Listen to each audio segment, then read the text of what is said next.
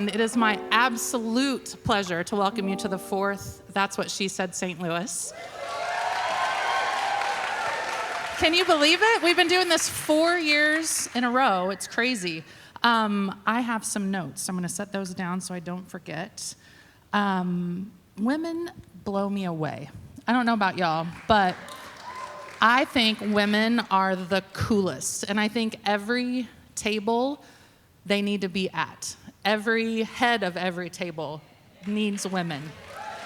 I feel like the world would be better if more women were leading things, and the world would be maybe a little calmer. It might be a little more frantic occasionally. My husband would say maybe a little frantic, but it would be a lot calmer. And tonight we're going to celebrate women, and we're going to celebrate really inspiring, incredible stories. So I want to thank each of you for choosing to celebrate women, because you chose to be here tonight.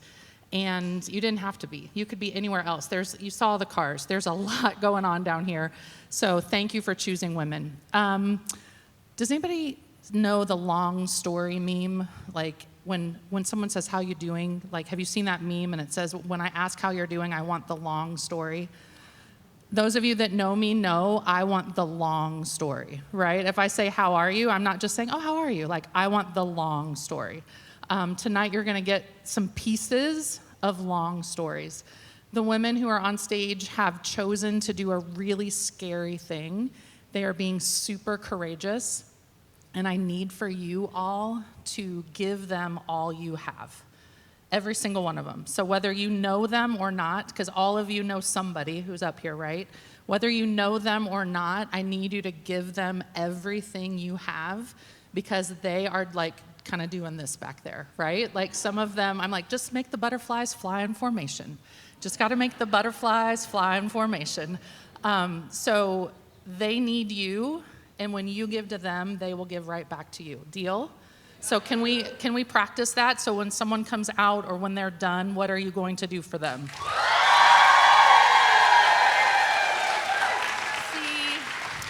I knew I could count on you. So there are 9 women who need that every time. Feel free to interact with them. They're going to be right here. They're going to be doing their thing. When they say something funny, laugh right out loud. When they say something sad, blow your nose. You're going to need it, I promise. So without further ado, because they just said they're ready, I'm so excited to welcome you to the 2025 cast of That's What She Said, St. Louis.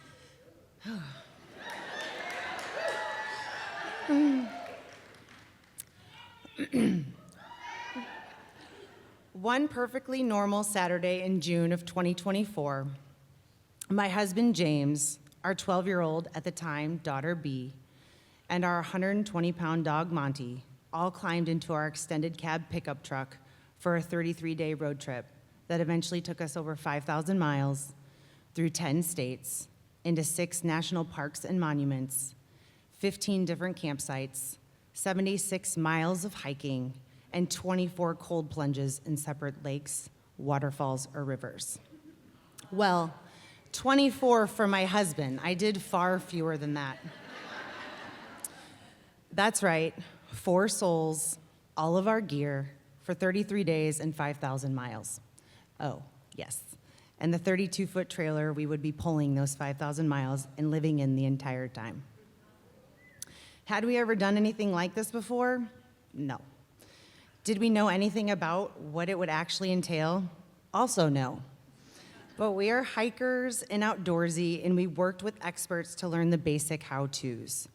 My husband's company has an extended leave program that offers up to 16 weeks, which became available to him in 2024. A huge frickin' perk for sure. And something that we planned for financially for 3 years, and logistically Excel spreadsheet, anybody? Starting a year prior. No small investment of time, effort, and money to create a lifelong memory for our family. As an entrepreneur, I worked with my personal training clients to take a break for the month of July. I'm beyond grateful to have a successful business with exceptional clients that made something like this possible. And for me, the idea of an entire month off work sounded delightful, but also a little bit scary. A bit about me. I'm a firstborn. I'm a type A. I'm an Enneagram 3. You know, the tendency to equate my worth with my work. An introvert who often disguises myself as an extrovert. I love a good routine. I'm definitely I must know every detail before I really commit, because what if something happens I didn't prepare for, that I can't control, that I can't manipulate type of gal. I would love to tell you that I'm a spontaneous, adventure-loving woman who takes to the road on a whim and figures things out as we go, but I'm here to tell you that she is not me, or at least she wasn't. As we rolled out of our subdivision, I remember thinking, this will be good for you, Nat. It will test you, your patience, your resourcefulness, your resilience, and your trust. I said a little prayer about safety on the road and got to my duties as the navigator. We are going nowhere fast. We are going nowhere fast became a mantra of mine for the entire trip. Literally, you don't drive in the fast lane pulling a trailer. And figuratively, my fast-paced speed wasn't gonna do me well on this trip, and I knew it. Every missed exit, wrong turn, poor navigation of a gas station pump, and hitching and unhitching came the reminder, you're going nowhere fast, Nat, enjoy it. But enjoy it was super tough, since fast and busy have been my default for 43 years. Dare I say compulsive busyness, the search for ongoing and increasing affirmations from others. Slowing down meant being with myself in the midst of whatever was going on and not doing something, anything to avoid the uncomfortable. You know, that feeling that sits in you when you can see a pattern that you want and you need to change, and you get that moment to decide to do something different, but the wrestle inside is loud, wanting you to stay the same. That's the uncomfortable I'm talking about. Staying safe or staying busy was safe. Being the navigator, in my opinion, is the toughest job out on the open road. Pulling a trailer through mountain ranges and gorges requires you to be attentive, watchful, and constantly checking and communicating with the driver, my driver being my husband. Were there raised voices? Yep. Short tempers? For sure. But we discovered we didn't have the luxury of holding on to an argument and staying mad at each other over who missed the mile marker for the best gas station with 2 entrances and diagonal pumps again. Because we had to keep communicating with each other, not to miss the next one and run out of gas. As we pulled into Mitchell, South Dakota, where the famous Corn Palace is, yes, that's a real thing, and as excited as I was about touring an entire building of uniquely designed corn murals, sitting at a stoplight, I couldn't help but notice a man trying to catch my attention. Turns out the RV door was swinging wide open. Yes, open and unlatched, swinging for a few hundred miles. I jumped out and I slammed it shut before the light turned green. Once we maneuvered to park the truck and the trailer on a crowded small town street, James and I quickly got over who was to blame and just shook our heads and laughed. So much energy and attention to trying to prevent adverse outcomes and instill opportunities to learn that I cannot control everything. Nothing challenges your communication skills like a 6:30 a.m. argument over skincare routines with your daughter and a clogged toilet in the trailer bathroom. before you fight the crowds for a parking spot at a popular trailhead. I'd like to tell you that I handled those things with patience and resourcefulness, but I did not. I questioned my mothering abilities maybe every day. I failed a lot. I raised my voice more than I cared to admit, and then felt the pangs of guilt because this is a once-in-a-lifetime trip, Nat. Why are you ruining it? On this particular day, a guide in the park said, "Don't be so concerned with the destination out here in the park. Enjoy it all.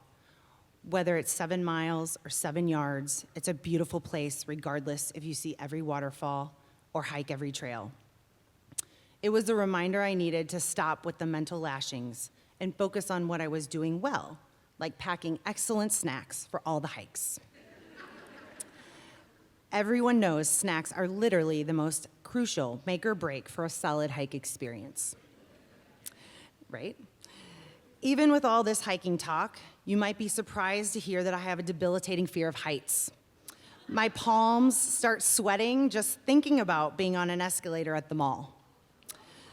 I once had to sit down on a high ropes course because my legs literally were frozen under me and wouldn't move. The friendly young attendant reminded me that I was secured above. It didn't matter. It wasn't happening. I tell you this because the Notch Trail in the Badlands National Park requires climbing a wooden ladder that is nailed into the side of a rock face with sheer drop-offs, at least to me, to access the best lookout points. After some serious internal negotiations, I'm proud to tell you that I went up the damn ladder.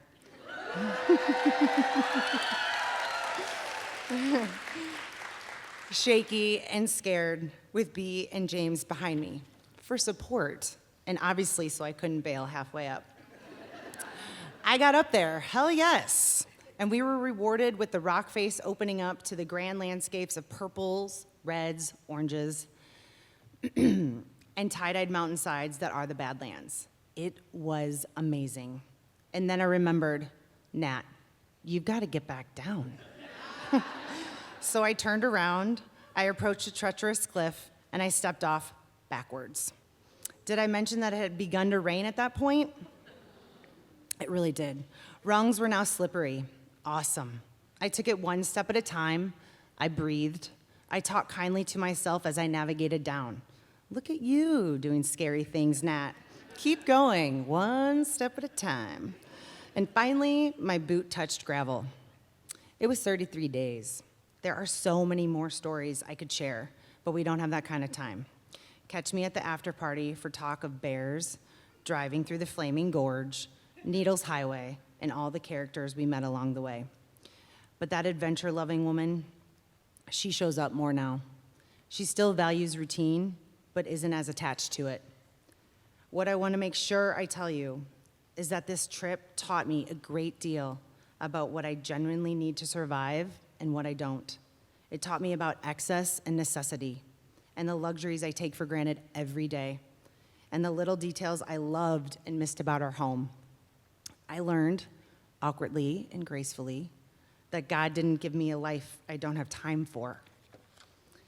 Most importantly, this trip allowed me to truly tap into what was already within me: stillness, presence, joy, resilience, doing less, enjoying more.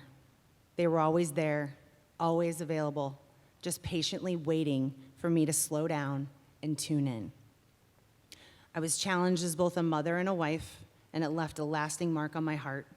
I proved myself wrong a few times, and a few old habits died hard in the wilderness, like realizing that being grateful and judgmental cannot coexist, and getting out of my head and into my heart.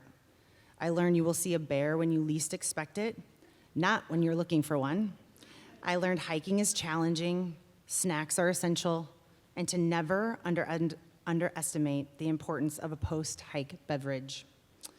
This trip also proved that when I hit roadblocks and I get knocked down, I can and I will pick myself back up and get rolling again.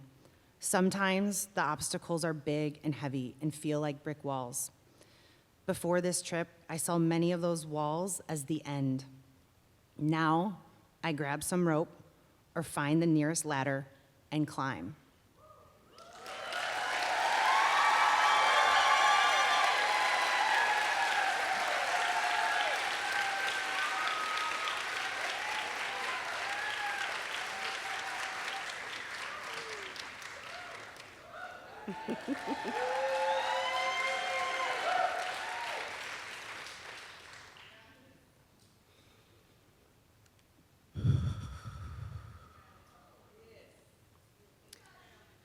Good. Just breath, no fire.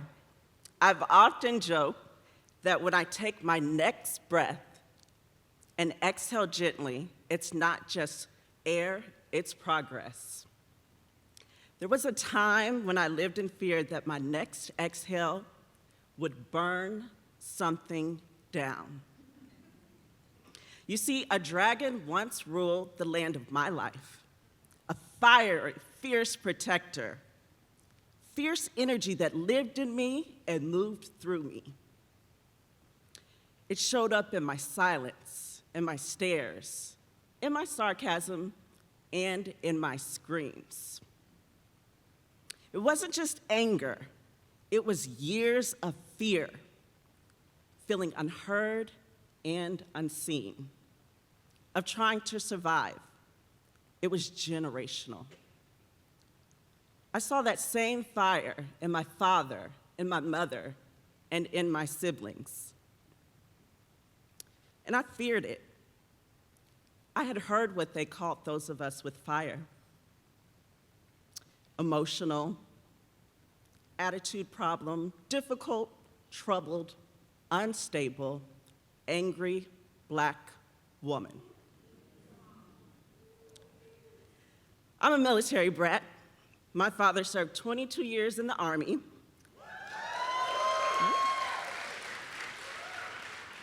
And he ruled our house like a military base. Respect, order, discipline, obedience were a part of my upbringing. I now know why my mother always said that us 5 children never gave her any problems. We were trained little soldiers. It wasn't until years later in talking to my father, I asked him, why was he so hard on us? And he said he was scared. He didn't want us to end up in the streets, in jail, or dead.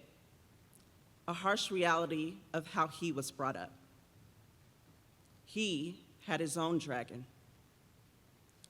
But that intensity, that tough love, that protection, it came at a cost. Growing up, I didn't understand why I trembled or shook. My emotions felt bigger than my little body could contain. After all, I'd been taught to be strong, adapt quickly, be ready.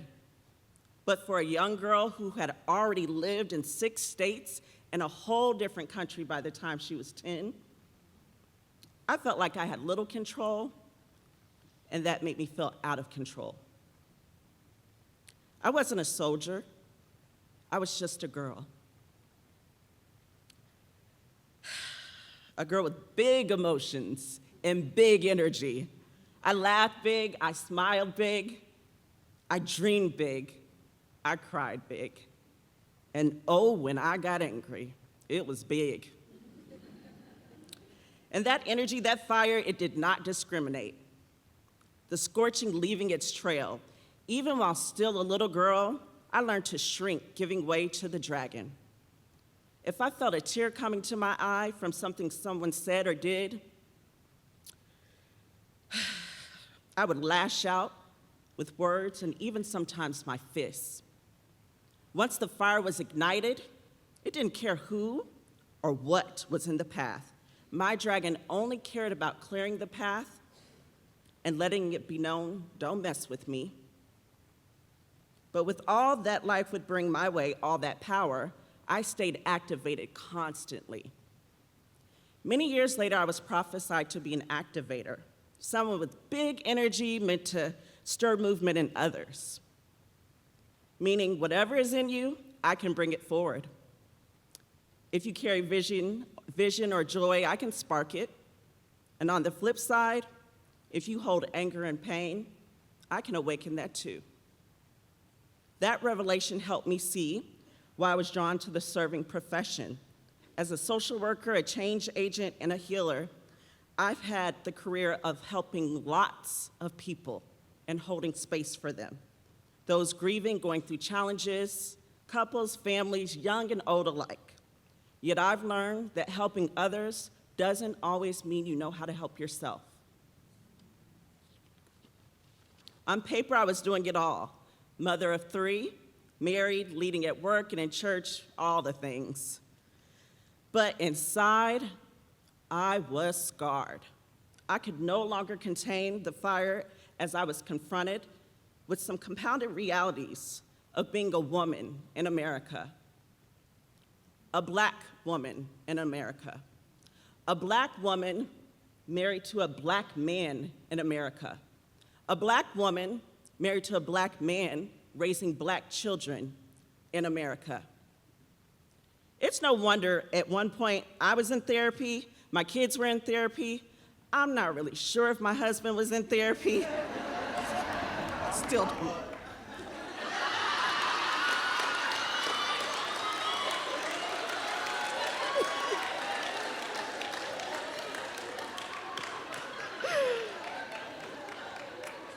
Fair enough. But we were all seeking help in our own ways. All the dragons inside of my house were awakened, and I felt like all of my big dreams were going up in flames.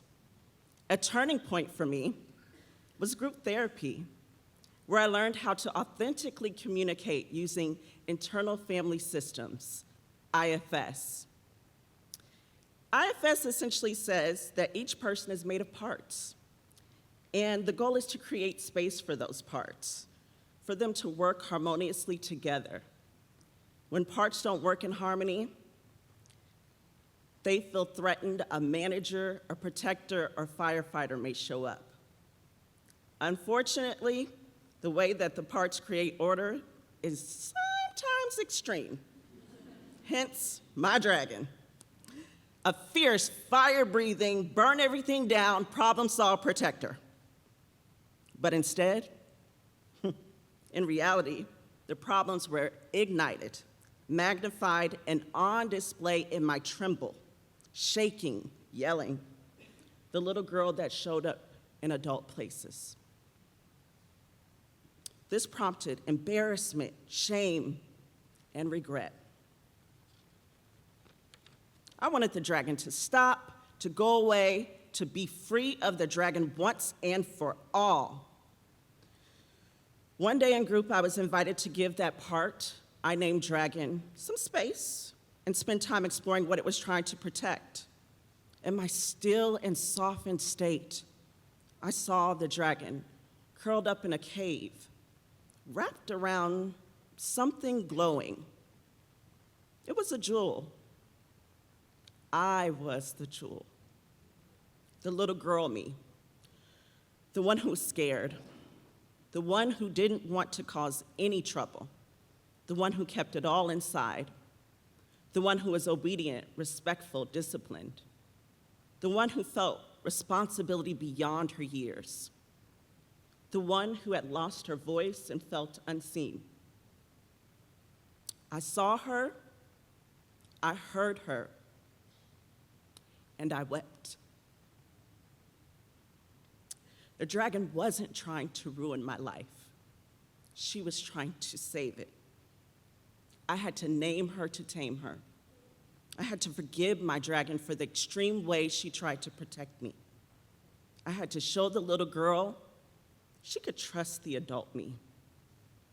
I thanked my dragon, saying, "I got this. You can rest now." But rest didn't come easy, no fairy tales here.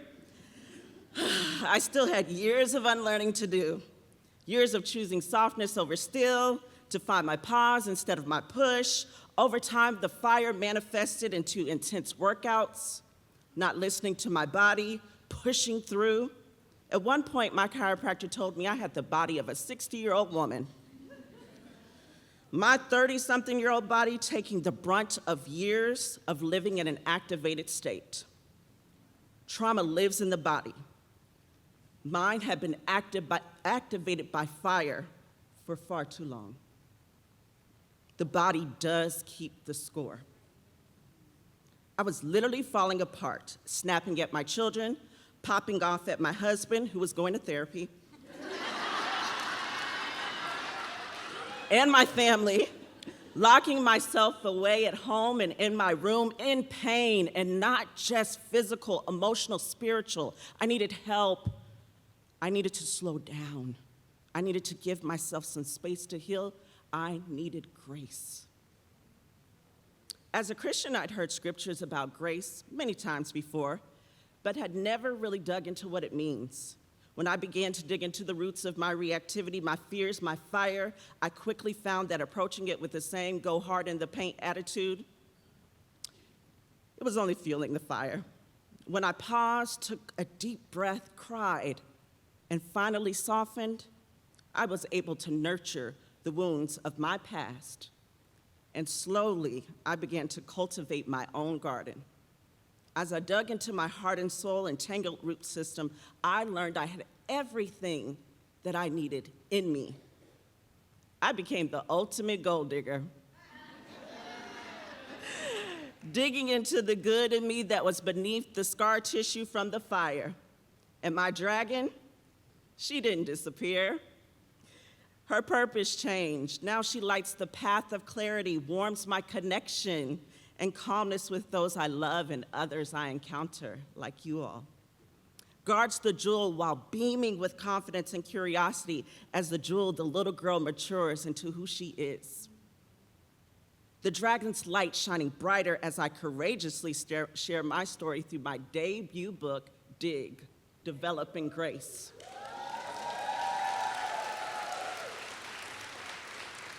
As I move more compassionately through increased walking, modifying workouts, stretching, journal, praying, singing songs of exaltation. As I pause before reacting to my kids or my husband, as I show myself compassion when my dragon rises up to protect the jewel. That's right, I still get activated, and rightfully so. Turn on the news, scroll your feed, walk through the world, and you may find yourself activated too. I am grateful for the light of the dragon, for it is the light that helps me see people, the warmth that helps me connect to people, the energy that allows me to serve people as I was called to do. I refuse to live afraid of or in resistance of the fire. I choose breath. I choose love. I choose space. I choose rest. I choose grace. Because fire without grace burns everything down. But fire with grace, that's warmth. That's light. That's transformation. I am Candice Nicole Evans, and if you see me tremble or shake, don't worry. It's the fire within me, and show me some grace.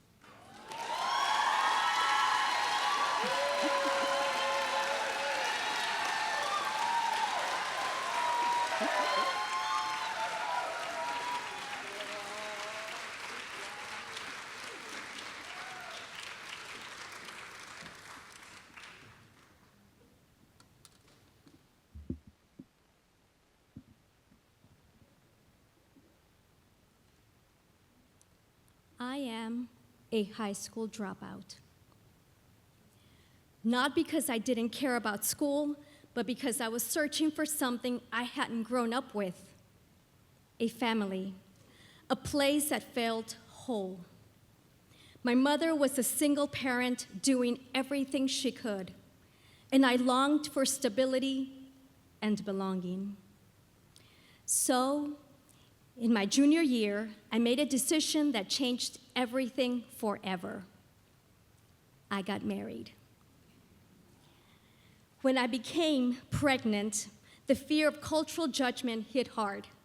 In my community, a young pregnant woman was not only criticized, she was shamed. People would assume I had married because of the baby. I couldn't bear the whispers, the looks, the assumptions. So I stepped away from high school, not because I stopped valuing education, but because I was trying to protect my heart and my little family. But stepping away did not mean giving up. I earned my GED, a piece of paper many people dismiss.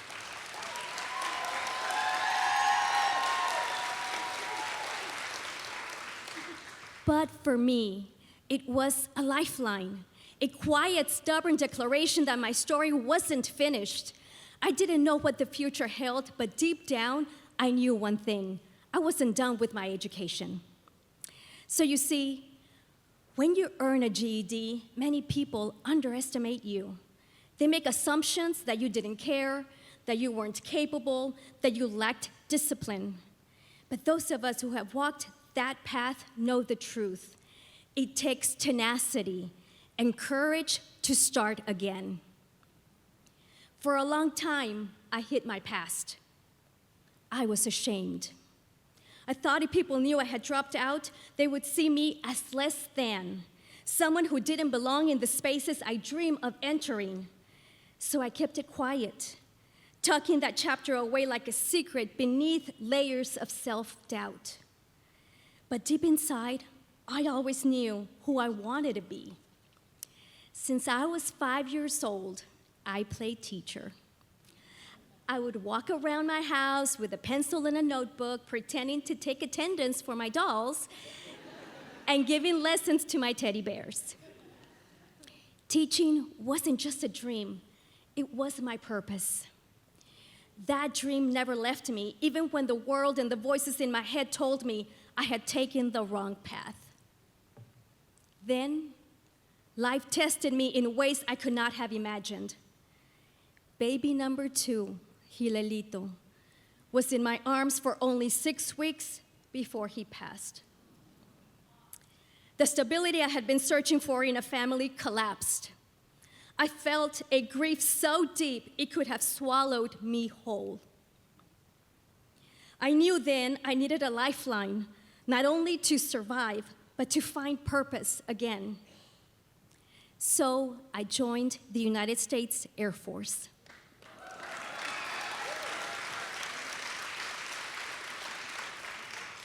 I didn't tell anyone I lacked a diploma or that 6 months earlier I had lost my son. I enlisted because I was looking for a way to heal from my grief. In the military, I learned the meaning of service, discipline, and leadership. I learned how to lead with faith, how to rise with resilience, and how to belong to something greater than myself. I found my purpose in teaching, training, and mentoring others, officers, airmen, non-commissioned officers, and senior NCOs. I helped them become more spiritually fit so they could fight in air, space, and cyberspace. Watching them grow, take command, and transform filled my heart with a pride I can still feel today. Those moments taught me something essential. Education is never only about where you begin. It's about what you learn, who you become, and how you use that learning to lift others.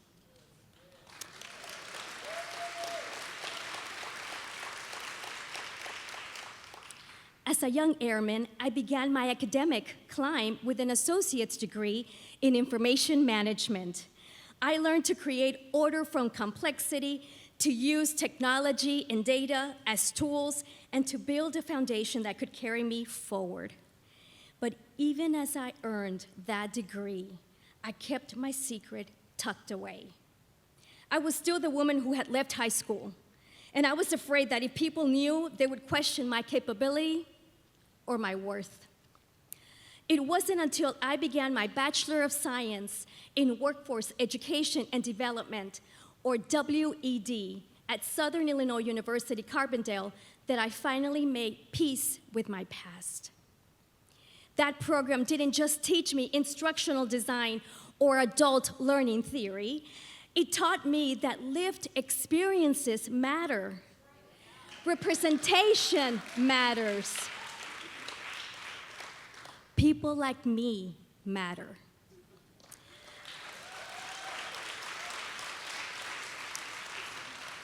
Workforce education is about second chances, about meeting learners where they are and helping them build meaningful futures. That message spoke to my soul. From GED to WED, my journey became the story the field was designed to celebrate.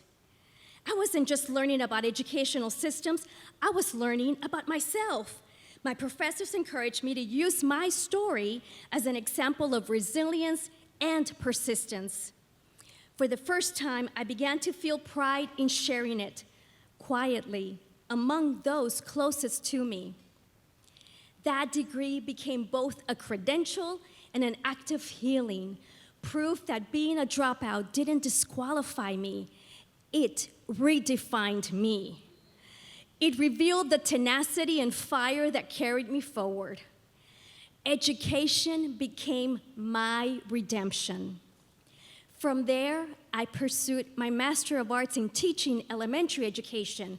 I deepened my commitment to early learning and the responsibility of shaping young lives. I fell in love with education, the structure, the mentorship, the transformation when someone says, I see something in you. Teaching was no longer a childhood fantasy. It was my calling, and I was trained to answer it. And now, I was formally trained to teach adults and children. Of course, life did not pause for my dreams or my degrees. I took evening and weekend classes between deployments. I studied for rank tests, for classes, and for life. There were seasons so heavy, I questioned everything. Some moments shook me to my core, enduring not one, not two, but 3 miscarriages. Surviving a pregnancy that almost took my life, and deploying 2 weeks after September 11th, when our nation itself was trembling. I left my growing family to answer orders that did not say when I would return. But I did not give up. Little by little, I chipped away at my goals, even when people told me I was overly ambitious. What was I trying to prove? Who was I trying to impress? Not a single soul. I was competing with a 17-year-old who had left high school in her junior year. You see, in addition to being a service member and a student, I was raising a family, serving in the community, and volunteering. I had to be an exemplary leader for my family, for my mama, and for the ancestors whose sacrifices paved my way, who had instilled in me the values of hard work and perseverance. Everyone counting on me to rise. Each course, each research paper, each milestone became a quiet act of defiance against the obstacles that tried to suppress me. Each step forward was a statement. I will not be stopped. Fulfilling that childhood dream of becoming a teacher finally arrived in 2020 in the middle of the COVID pandemic.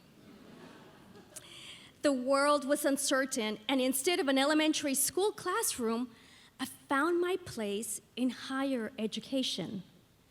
Not wanting to wait for the perfect position, I saw the possibility and I applied. I chose faith over fear without listening to the voices in my head. What were the voices, you might ask? Are you sure you belong in higher education? You are a Latin American woman. Are you sure you'll find people who look like you? When I walked into my first in-person interview, those old voices whispered, "Are you sure you fit in here?" I stood straight. I took a breath. I used my voice. You see, while I had earned degrees along the way, I realized I had lost the confidence to use my voice. I had the knowledge, but not the courage to share my truth. And I asked myself, what is the point of having all these degrees if I am still afraid to speak? Then I turned to writing. Through storytelling, I began reclaiming my confidence and my voice. I wrote about the woman who rose again, the mother, veteran, and scholar who refused to give up. In telling my story, something powerful happened. I began helping others find their voices as well. Today, I am the co-founder of Latinas Rising, along my dear friend, Gabriela. We create spaces where women can rise through authorship, storytelling, sisterhood, and comunidad.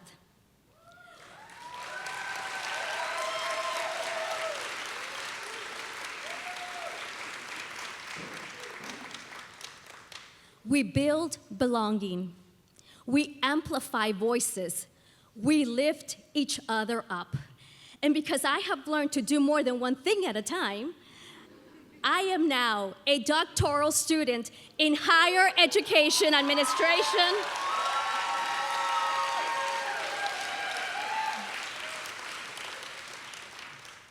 At St. Louis University. I stand here not as someone who had an easy road, but as someone who met every challenge head on, yet kept walking forward with faith, tenacity, and courage. From GED to PhD.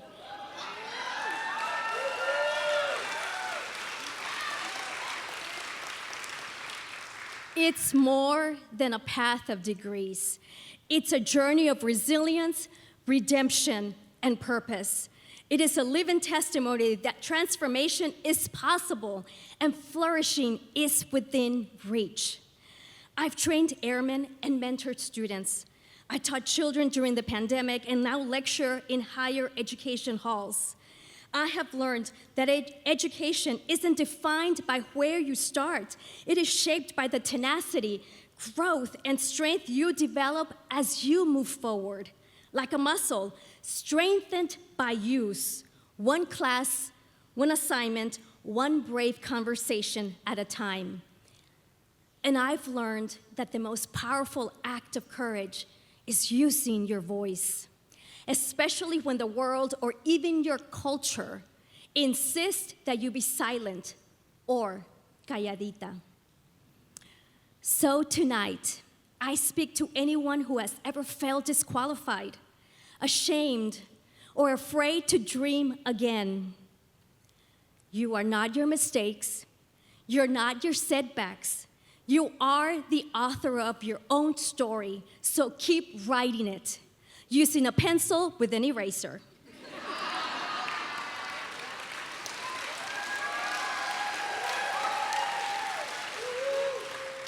Pivot when you need to, pause when it's necessary, but keep moving forward. The girl who dropped out of high school became the woman who stands at the podium of a university. Yes, I might even say the Sheldon. The woman who once hid her voice now helps others amplify theirs. And the dream that started with a notebook and a pencil has become a life dedicated to learning, leading, and lifting my amigas to rise. Because sometimes the most powerful lessons are learned not when life is easy, but when we refuse to give up. And I am living proof that you can go from GED to PhD. One chapter, one challenge, one act of courage at a time. And when I walk across that stage to receive my doctoral degree, I will not walk for myself alone. I will walk for the 5-year-old little girl who dreamed big, for my mama who raised me as a single parent, for my ancestors who worked with calloused hands and quiet hope, for every Latin American student who sees herself reflected in this journey, and for every person who was ever told they were not enough. I am no longer ashamed. You are witnessing my redemption, my reclamation, my rise. The paper that once held my secret has become my strength. And I stand here today, unafraid, unwavering, and proud as living proof that your past does not determine your future. I am now rising higher, I am stronger, and I am unstoppable.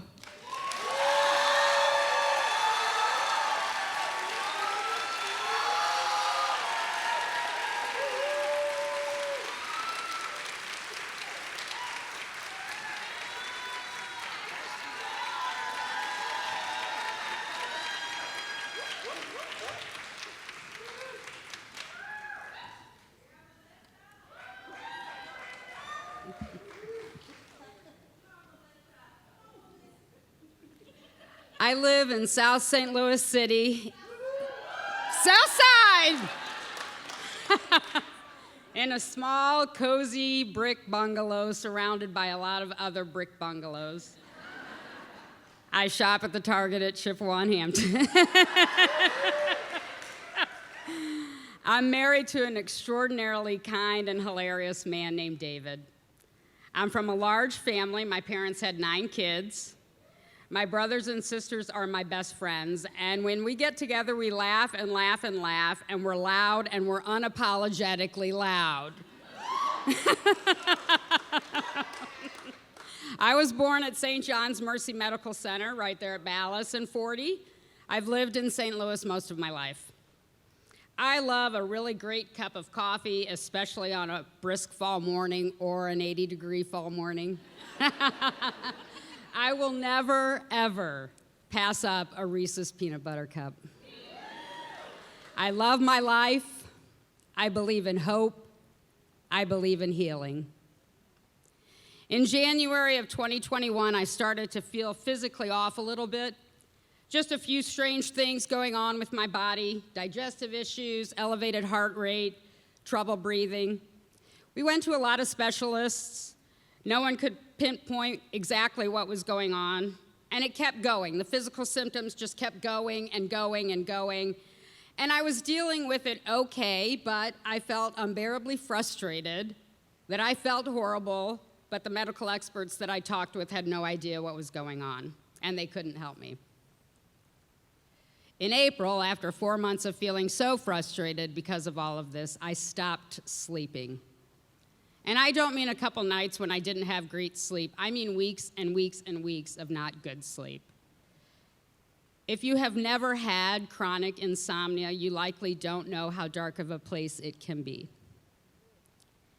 And it became a very dark place for me. My insomnia quickly snowballed into major depression and extremely heightened anxiety. I was in a darker place than I ever thought possible. I was still trying to do all of my normal stuff. I swim every day, so I was still swimming. I was trying to work. I stayed connected to my family. I tried seeing the friends that I knew would hold me with love. I held on to my routine, thinking that the life that I loved before all of this nonsense would eventually reemerge. And within the routine of my everyday, I looked for light.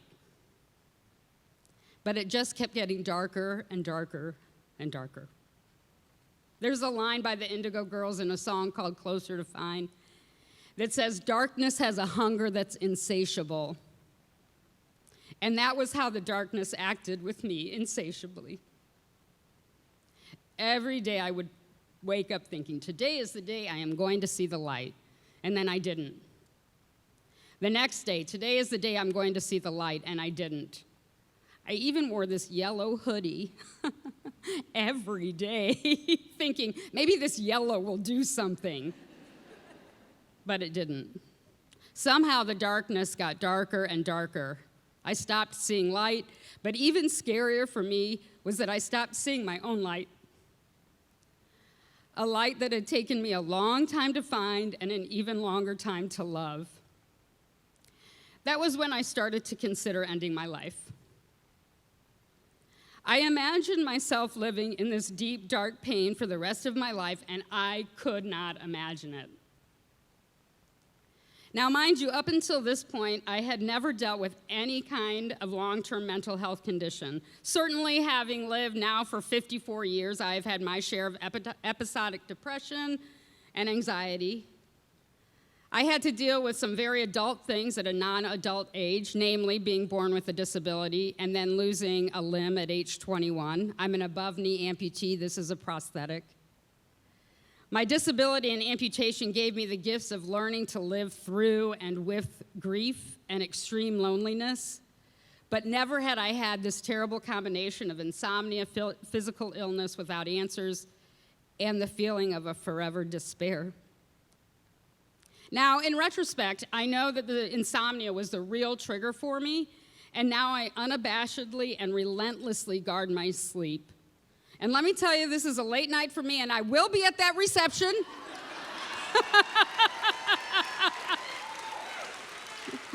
Pinot Grigio, that's my choice of wine. But at that time, everything was mashed up into this one big ball of despair that grew until I thought the only way to end the darkness and the extreme despair was to end my life. Thankfully, I told my husband and my family that I was considering ending my life. And thankfully, rather than sitting on this information or denying my lived reality, they sprung into action. They shared with many of my friends that I was really struggling and needed as much love and support as they could muster, and they did. I heard from people from all stages of my life: cards, letters, texts, food, books, gifts of comfort, visits, calls. My amazing sister, Terry, moved in with us to help to keep me safe. We had a safety plan that involved almost 24-hour supervision. My family hid all of the knives and the oodles and oodles of medication I had been prescribed over the previous several months. My whole family was on suicide watch. Thank you.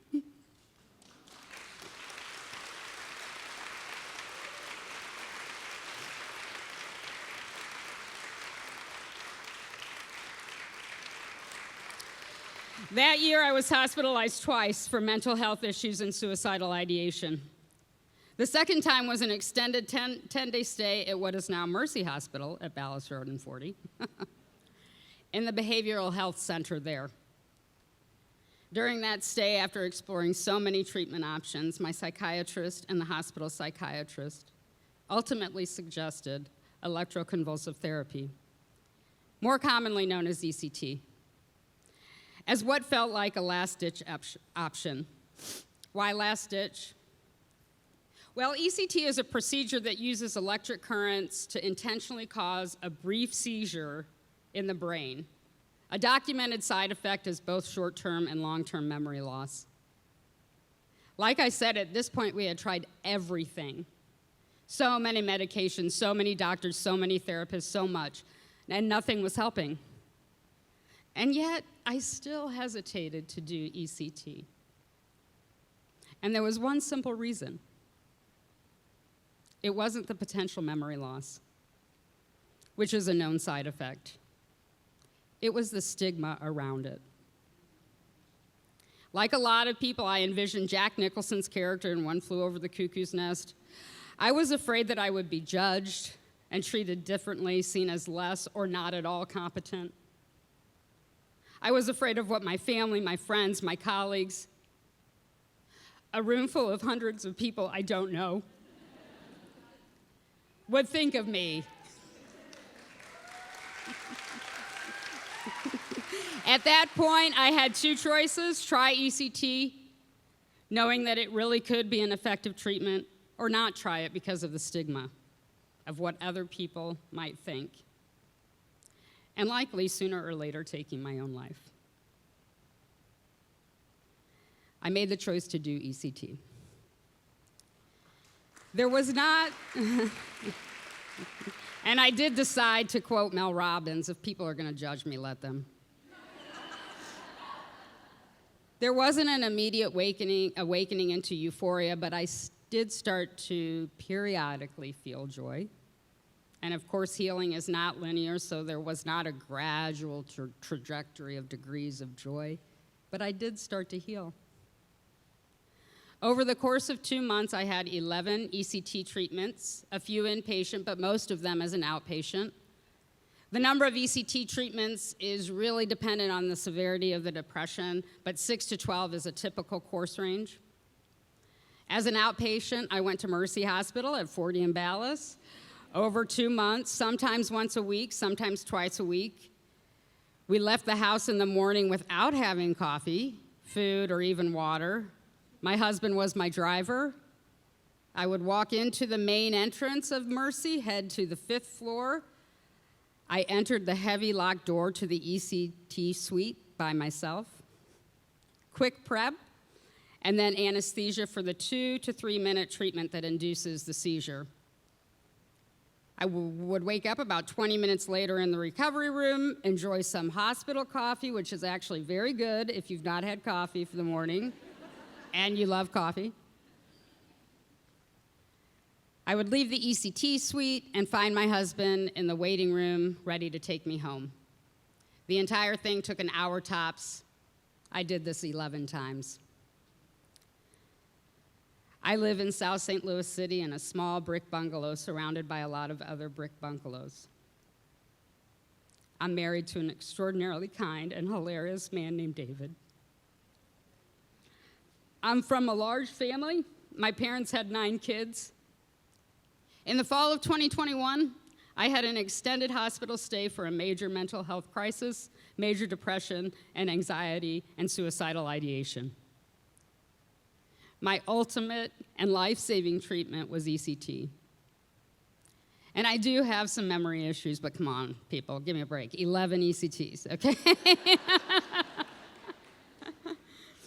In April of 2022, about 4 months after my ECT course, my niece, now 3 years old, was born. In the years that followed, 3 more babies came into our family. One of the most beautiful things in my life is the sound of 4 babies, all born after ECT, laughing and talking together. They are my sunshines. My nieces and nephews are my light. They will always be my light. I love a really great cup of coffee, especially on a brisk fall morning. I will never, ever pass up a Reese's peanut butter cup. I love my life. I believe in hope, and I believe in healing.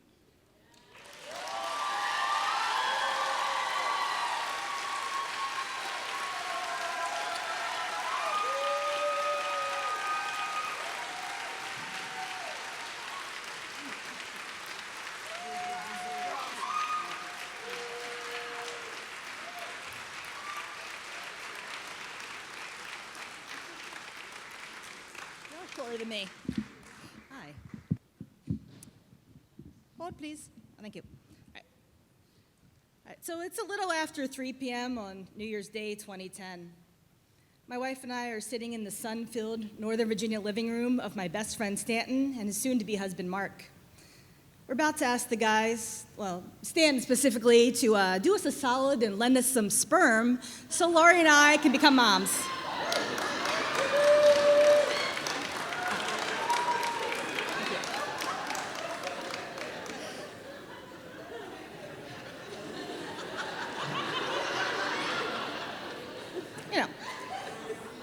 It's exactly the way family planning was covered in 5th grade, right? But let me back up a little bit here. So, as the only child in a middle-class East Coast Jewish family, I had plenty of choices in life. But those choices were of the more nuclear variety, leading to me marrying a nice Jewish boy and eventually producing nice Jewish children for my parents to spoil. When my own queerness made itself known to me in college, I felt those expectations melt away. I mean, I was in my early 20s and newly out. Having kids felt like something only straight people did, something I had zero interest in pursuing. What I was interested in, though, was kissing girls.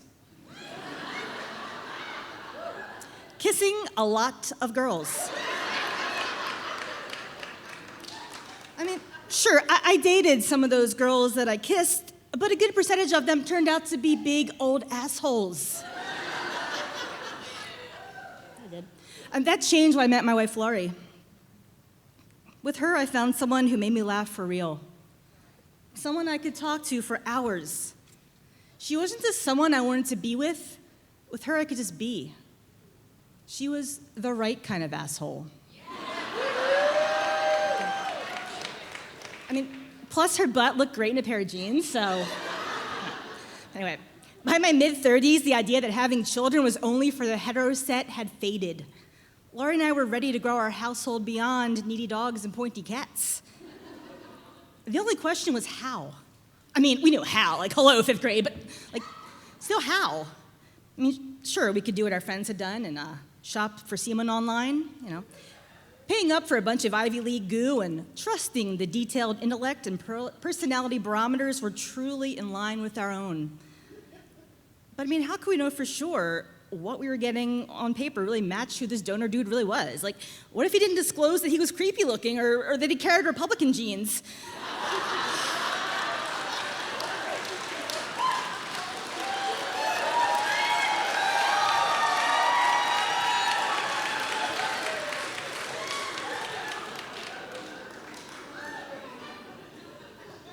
What if our child turned out to be the wrong kind of asshole? The only thing we knew for sure was that I'd be the one carrying the baby. However, I'm super picky. Like, I want to control what goes into my body. I didn't want like random seed. I wanted known entity, a trusted source. What I wanted was high-end couture sperm. The only person Laurie and I ever considered was my best friend Stanton, a gay man, a very out gay man, who came to the US from Malaysia for college. This is a brilliant guy who speaks multiple languages, whose sense of style is only matched by the elegant ferocity of his moves on the dance floor. His deep understanding of international politics and uncanny ability to turn Madonna lyrics into sage advice for any problem. I mean, hello, this was a huge ask, even for my best friend, someone that I'd grown into adulthood with.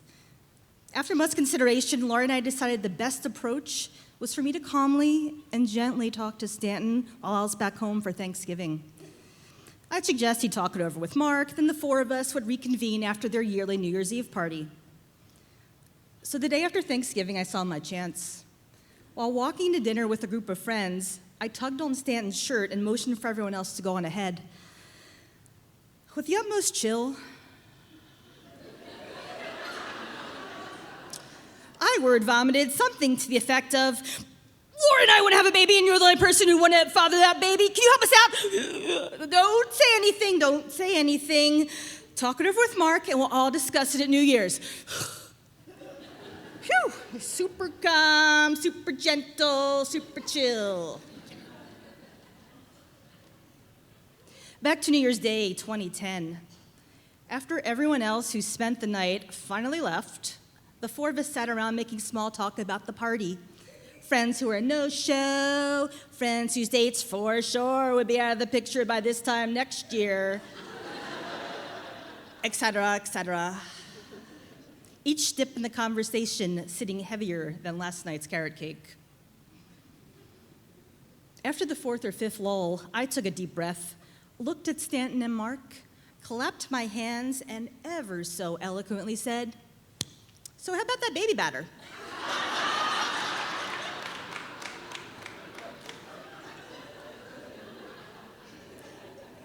Without a beat, Stanton looked at me and said, "Of course, honey, I'd be honored." This opened the conversation floodgate. Throughout the afternoon, the four of us dove into what this whole thing would look like. We discussed what life would be like for a child who not only had two moms and a gay donor dad, but would be a mixed race person living in this deeply red state. Thank you. In the end, we decided the most important thing was that her life would be filled to the brim with people who loved her, who'd protect her, who'd do everything they could for her. Plus, she'd be the product of me and Stanton, so she'd obviously grown to a hot adult. So another thing we had to figure out was how the actual baby making would go down. Like,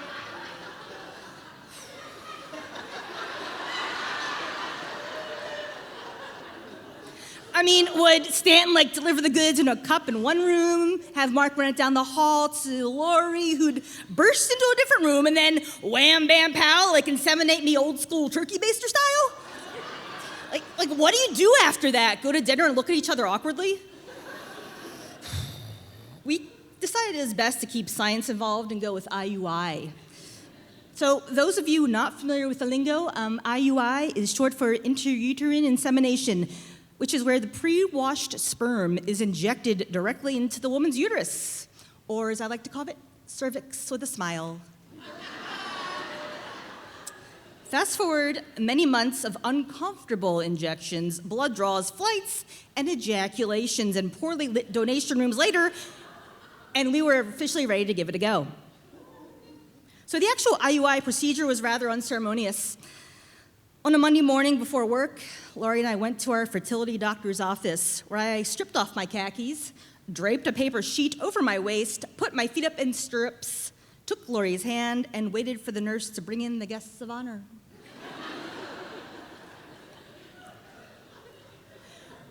When the nurse walked in, she presented us with a tiny vial containing the slightly pink, sparkly swimmers, shiny disco sperm.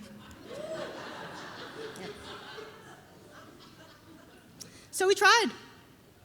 And we tried again, and again, and again, and again, and again, and so on, and so on. Every 28 days, ending with the same disappointment, period. I began to wonder if the shiny disco sperm and my most likely flannel eggs weren't compatible for baby making.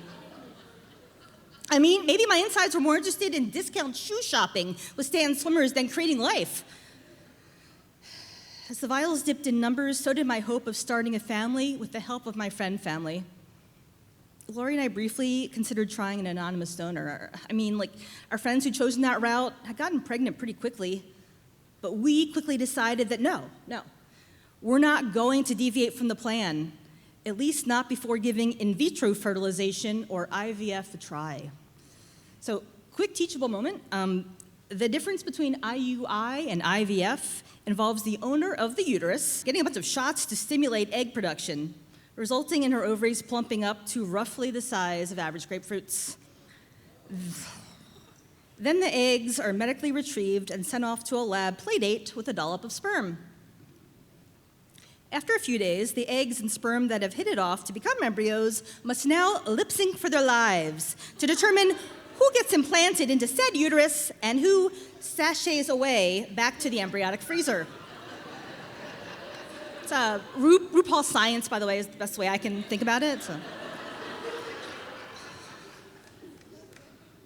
So that's what we did. And after one dance with IVF and close to 3.5 years after that initial Thanksgiving conversation, I was pregnant with twin girls.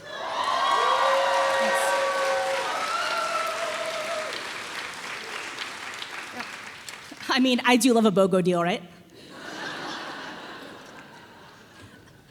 About 6 months in, I asked Stan what he'd like the girls to call him and Mark. Do they want to go by their first names? Do they want to be uncles?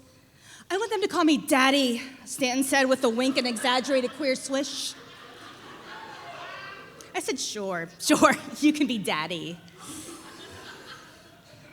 As we had planned, the day after my scheduled C-section, the guys flew to St. Louis so Stanton could sign papers waiving his parental rights, which opened the door for Lori to officially adopt them.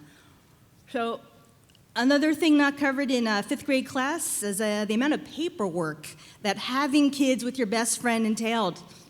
But that's a different story. Anyway. So during one of my more lucid in-between pain pill moments, Stanton pulled me aside. I know we like to joke about the whole call me daddy thing he said, locking eyes with me. But I want the girls to know that even if I'm not around in a traditional sense, that I'll always be there for them. I want them to know that they'll always have a father. And it was on that day that our super nuclear family was born. Thank you.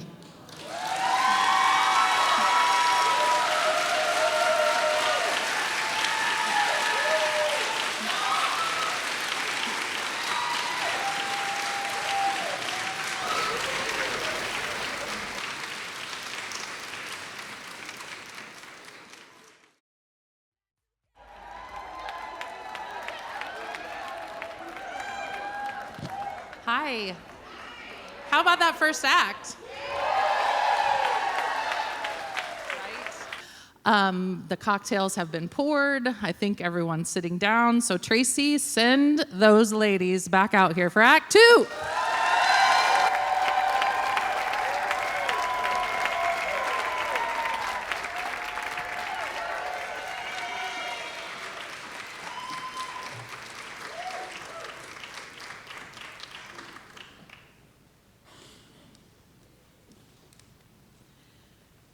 If you've ever lived through something awful, chances are you've probably heard people say things like, everything happens for a reason. Or, it could always be worse. Or how about, look on the bright side. As if focusing on the positive will somehow make the bad less bad. But that's not quite how it works out, is it? No. Because in reality, the bad is still really bad. And no amount of looking on the bright side is going to change that. Now, don't get me wrong, I'm not down on positivity. In reality, it's quite the opposite. I'm actually pretty salty that it's gotten such a bad rep. Let me ask you something. Have you ever met anyone who just exudes positivity? A walking ray of sunshine? The kind of person who just seems to wake up every morning on the right side of the bed, almost to the point of being annoying. Well, anyone who knows me right now is probably thinking, does she realize that she's kind of describing herself right now? Indeed, my friends, I do. I once had a brutally honest coworker who told me that I was unlikable because I'm just too bubbly. Okay, rude, but also probably fair. I am pretty bubbly. In reality, a little mild annoyance at my perkiness doesn't bother me too much. I can certainly tone that down a little bit without changing who I am. The problem that I've really been struggling with is something much deeper. In recent years, I have become increasingly self-conscious about my positivity. I'm finding it harder and harder to show up as my authentic self in a world where cynicism is celebrated and positivity is seen as toxic. If I'm being real, I think sometimes positive people don't come across as very smart. They're seen as naive at best, delusional at worst, as if being hopeful means you're just not fully paying attention. And too much positivity can come across as fake or unrelatable. It's like when you're a book club and everyone's ragging on their husbands or their boyfriends, and then there's that one chick whose partner is a total dreamboat. Everyone's like, okay, though, he probably leaves his socks on the floor, right? We all know that life isn't perfect, so living in an overly positive way can feel out of touch. It can undermine genuine connection with people who are living imperfect lives, so there has to be a balance, right? Well, for me, some of that balance has come from surrounding myself with people who are really grounded. My husband is one of those people. And for the record, yes, he's a total dreamboat. Kyle is the yin to my yang. He's not negative by any means, but he's a realist. Kyle's an engineer by education. He's a very analytical thinker, and do not ask that man his opinion unless you want to hear exactly what he's thinking, because he'll tell you. Our relationship works. We bring balance to each other, and for the most part, unless I'm giving other drivers the benefit of the doubt on the highway when they do stupid things, Kyle appreciates my positivity, and I appreciate the grounding force he is in my life. This balance between my optimism and his realism became our lifeline in 2017 when our whole world fell apart. We were just settling into first-time parenthood with our 1-year-old daughter, Ella, who was the center of our universe, when she contracted what we thought was a cold. But things quickly escalated when we found out that she was actually in heart failure. The real shock came on Kyle's 30th birthday, when Ella's lips started turning blue at daycare. She was rushed to the nearest ER, but before the helicopter could airlift her to Children's Hospital, she flatlined. We were completely undone. What do you do when the bottom falls out of your world? When your worst nightmare becomes your reality? No amount of positive thinking is going to get you out of a hole that deep. And to make matters worse, well-meaning people end up saying a whole lot of toxically positive stuff. Now, I'm not up here shaming anyone for trying to show up in a moment when they're truly set up for failure. I mean, there is no right thing to say. Nothing fixes the problem, and the whole situation is just awful. Believe me when I tell you that the only thing that helped us live through that experience was an approach of what I now call grounded positivity. We had to be real and honest about the pain we were facing, but in order to keep it from becoming all-consuming, we also had to look for silver linings, however faint they may be.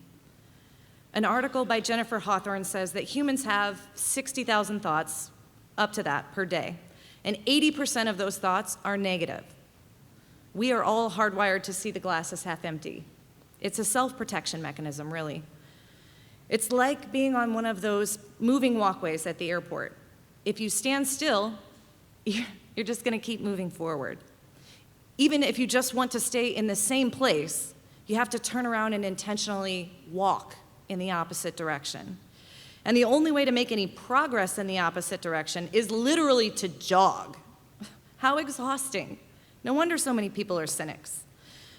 Well, when you're grieving, it feels like that moving walkway is on hyperdrive.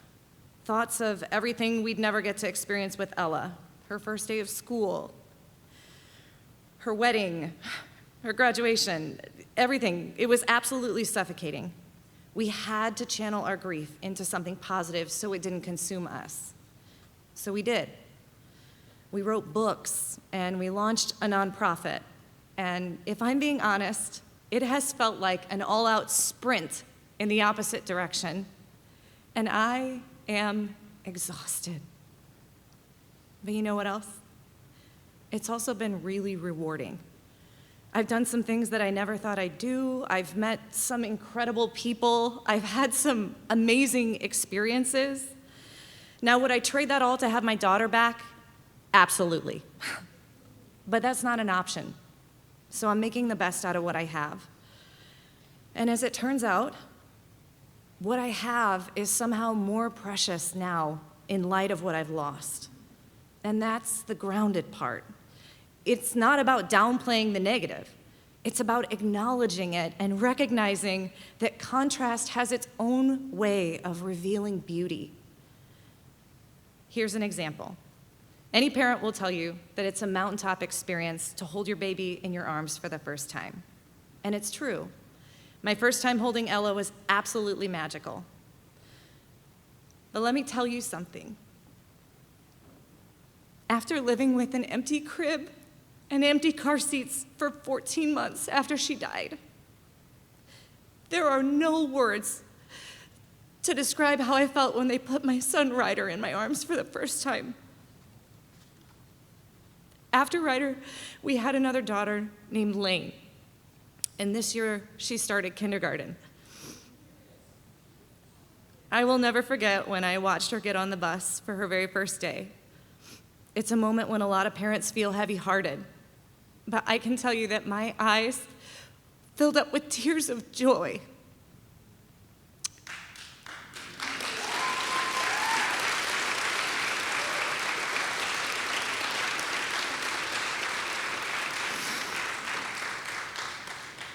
Kids should get on the bus.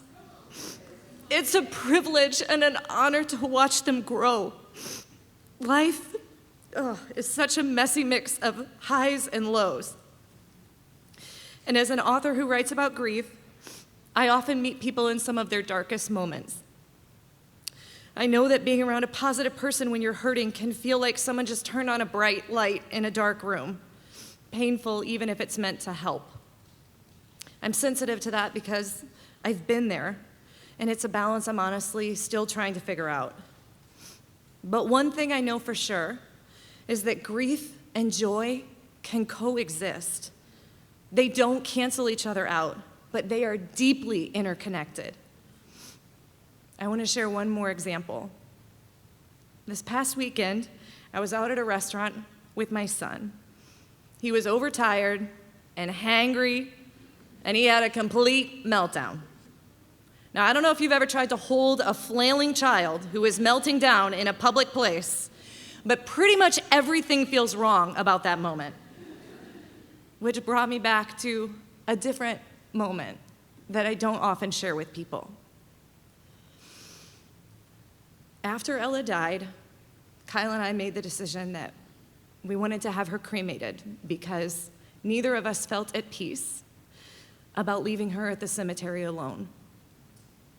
We want her to be buried with whichever one of us passes first. So when the day came for her cremation, we were able to see her one more time. And they asked me if I wanted to hold her. Immediately, I said yes. The time that had passed since I last saw her in the hospital felt like an eternity. And I was so homesick. I just wanted to see her. So they brought her out. And I will never forget holding her that final time. Everything about it was right. Her size, the feeling of her weight in my arms, having her close to me. All that was so right. But she was cold. Like really cold. I was not prepared for how disturbing that would be. It's an experience that I would never want for any other parent. And that's actually why we founded our nonprofit, to keep kids' hearts beating. That moment is forever burned into my mind. But I find that it often bubbles to the surface in times like this past Saturday, when my son was melting down and I was feeling completely overwhelmed. As much as I wanted to melt into the floor in that moment, I just hugged him close and I took a deep breath and I appreciated the heat radiating from his body.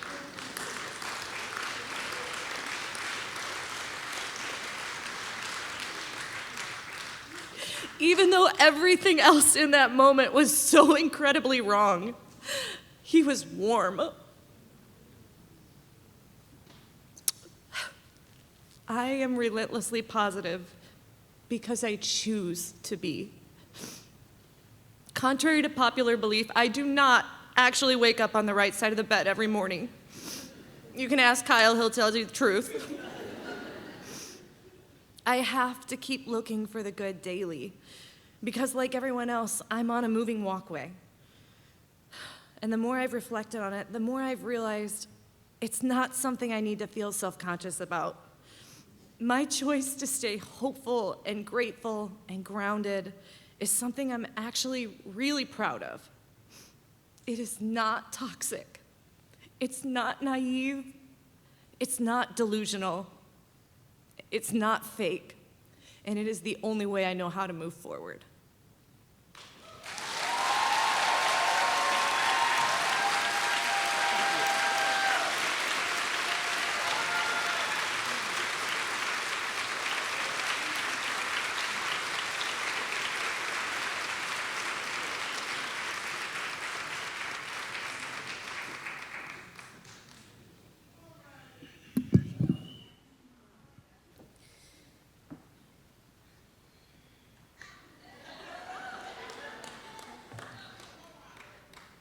I did everything I could to distract myself as the doctor injected a 4-inch needle between my eyes.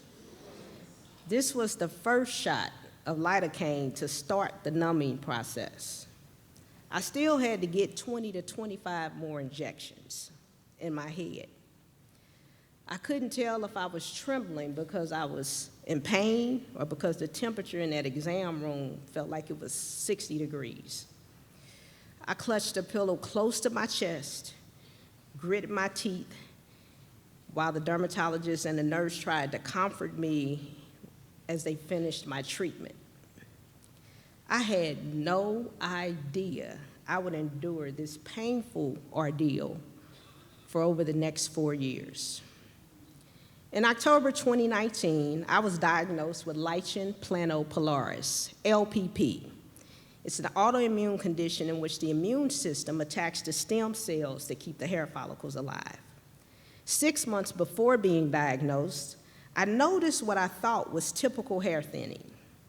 My primary care doctor chalked it up to perimenopause and said it was common for women my age. I felt helpless, scared, and embarrassed. By August, the hair loss had accelerated so quickly that I had a bald strip down the center of my scalp. It looked as if I had a reverse mohawk. Staring at myself in the mirror, I teared up in disbelief. I was thinking, damn, I look like a black female version of Danny DeVito.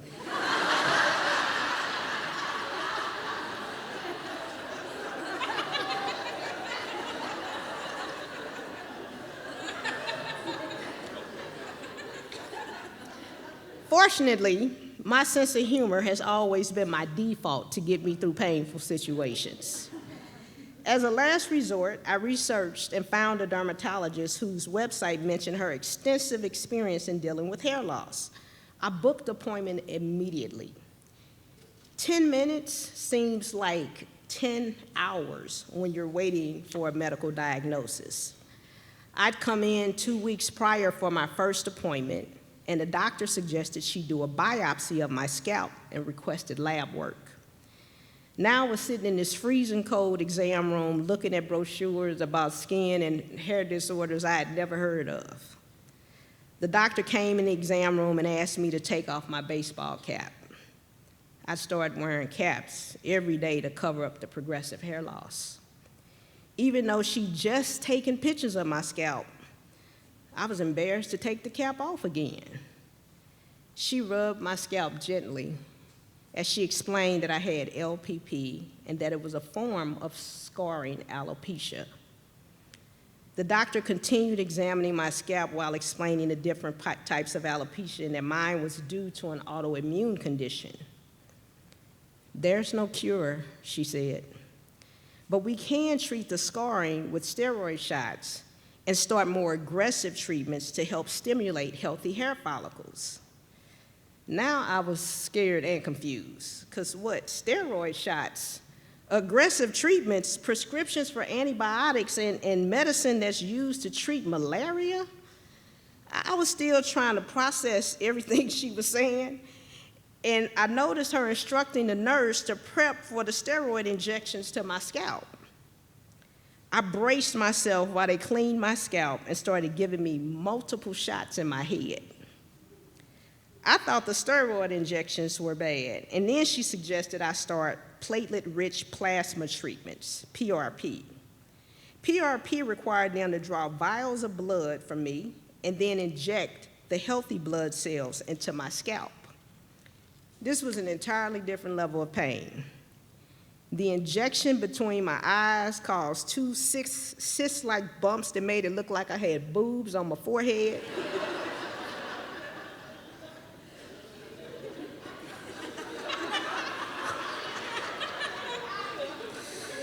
Y'all think it's funny to have boobs on your forehead? Even with my scalp numb, I can still hear that crunching sound of the needles piercing my skull. After the treatment, I put on a baseball cap to cover up my bloody scalp. swollen forehead with the boobs. The treatments aren't covered by insurance, so I paid the $800 out-of-pocket costs every month for 2 years. For the loan me some money. For the next 2 years, I had treatments every 3 months. But after over 4 years of dealing with the high cost of medical care just to grow my hair, I realized that this health crisis had cost me so much more. Shortly after starting the treatments, I lost so much of my hair that I decided to just shave it all off. Because of my shame and embarrassment about my hair loss, I tried to hide it in any way I could.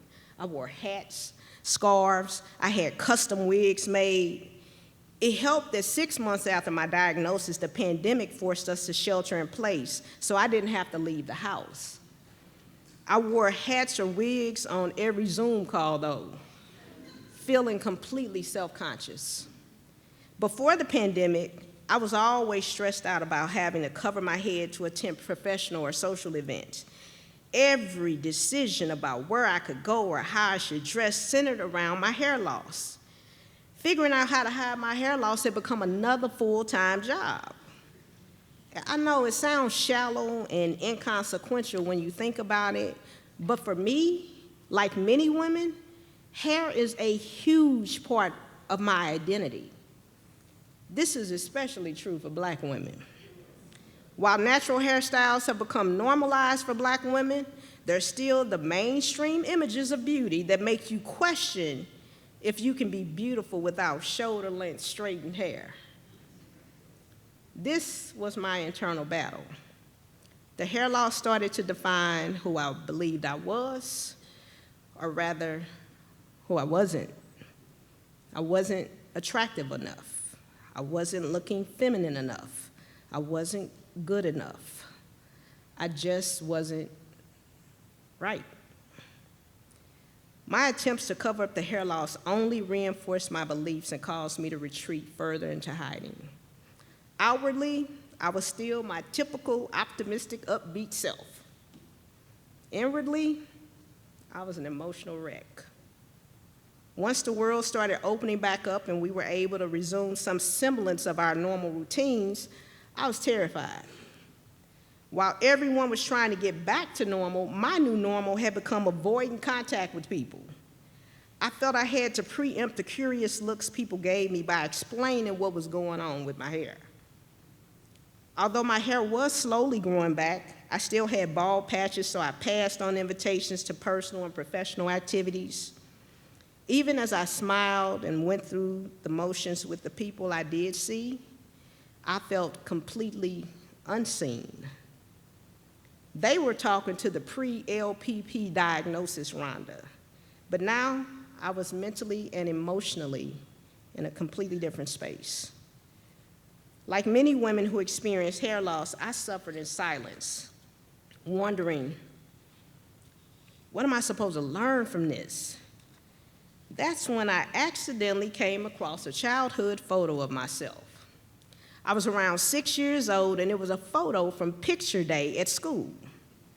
I stared at the picture of me with just a little hair fuzz on my head and my front teeth missing. I was instantly taken back to why I was a semi-bald at 6 years old. I remember jumping rope and laughing with friends when suddenly I felt something hit me in my head and my vision got blurry. A boy named Lewis, who was outside taunting all the girls, decided to hurl a brick at us while we were jumping rope. The brick cracked open my skull, and I still remember the warm blood streaming down my face. I was rushed to the hospital and immediately taken into surgery, which meant they had to shave my hair, all of it. At 6 years old, I looked like the Dalai Lama. That's better than Danny DeVito. While in the hospital, I recall having the bandages removed, revealing my shaved head. My family looked concerned, and I know they were trying to think of ways to explain my baldness to me.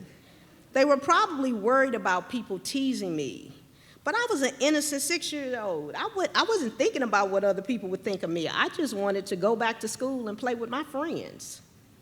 As I sat and stared at that picture, it made me think. I was bald at 6 and didn't care. But bald at 50 had caused me to have a near emotional breakdown. What was different? Well, when I was 6, there was no internet. There was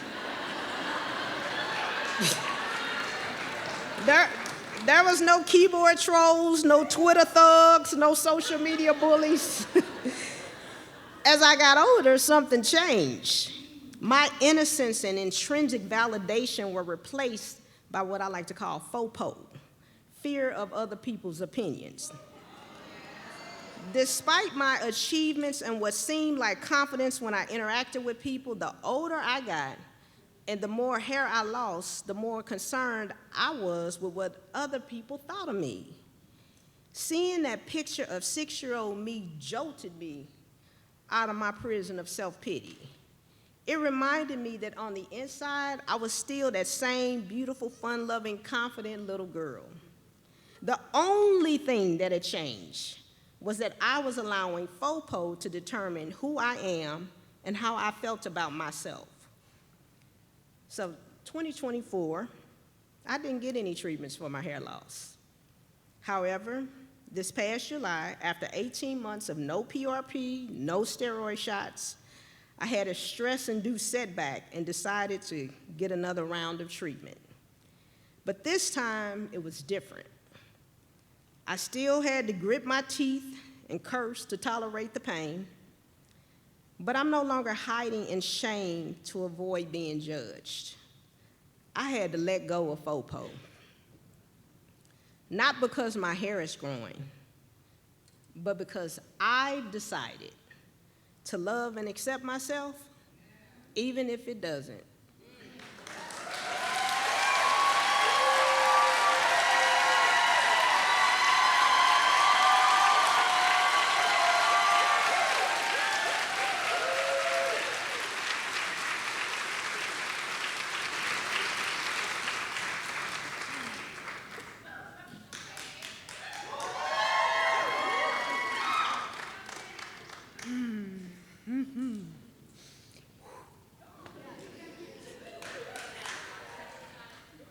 Oh, yeah. Taller than she is. Okay.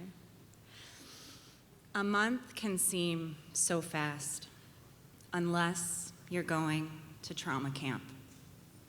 Santa Fe sounds lovely unless you're going to trauma camp. Time away, luxury, unless you're going to trauma camp. The unraveling of my 17-year career was like a slow burn, filled with ambition, perfectionism, workaholism, and escapism at the helm. And yeah, it looked good on paper. For years, I'd battled things at work that you know aren't right, but you go along with them because the system says that's what we do. And the expectation to conform erased my sense of self. Kate, you must always have your nails done because you'll be pointing at the screen and your clients will see it. And if your nails aren't done, they won't trust you. Kate, you should get a different car because you want your clients to see that you're successful, but don't get anything too expensive because you don't want them to think you're flashy. Kate, you have to dress like $1 million producer. Here's my personal shopper. By the time she was done, I had 3 pieces of original clothing left, and I spent $5,000 in one day.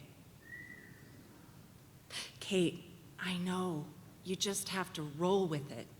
After running to a female leader asking for advice after a client put his hands on my body. Kate, you're too emotional. You should go talk to your husband. After speaking with a male leader about frustrations at work.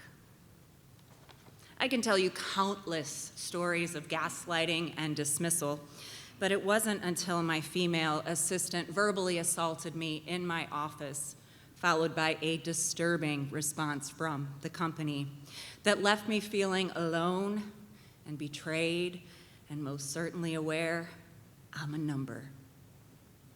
Without my identity wrapped in this company, who was I? I didn't know. Over and over, I could hear every word she said to me, spitting insecurities back in my face. You are nowhere near where you wanted to be at 40. You shit on everyone you know. You care what people think, and they don't even know who you are.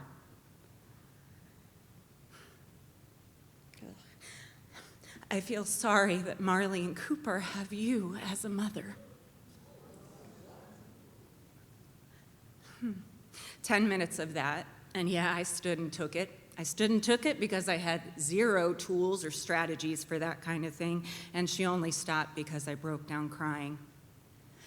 And I fought with myself too. Kate, what's wrong with you? It was just someone screaming at you.